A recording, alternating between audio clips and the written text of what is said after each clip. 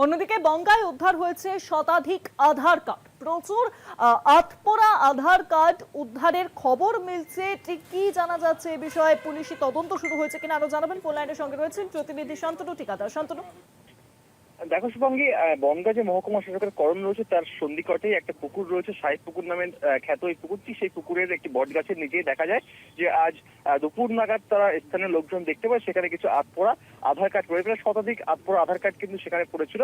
সেই সময় তার স্থানীয়রা কিন্তু পুলিশে খবর দেয়।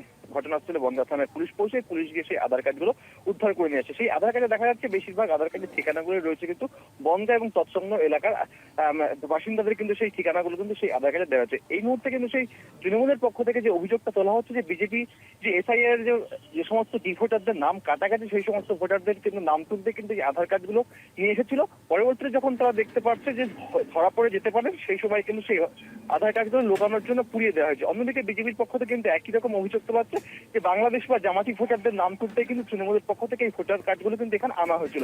এমন অভিযোগ কিন্তু বিজেপির পক্ষ থেকে তোলা হচ্ছে। পুলিশ প্রশাসনের পক্ষ থেকে যেমনটা জানা যাচ্ছে যে এই আধার কার্ডগুলো কি করে সেই ওই স্থানে এলো এবং এই আধার কার্ডে কতটা সত্যতা রয়েছে সেই বিষয়কে নিয়ে কিন্তু ইতিমধ্যেই বনগাঁ থানার পুলিশ প্রশাসন তদন্ত শুরু করেছে। শুভাঙ্গী, অনেক ধন্যবাদ তোমায় শান্তনু। ফোন লাইনের সঙ্গে ছিলেন প্রতিনিধি শান্তনু ঠিকাদার।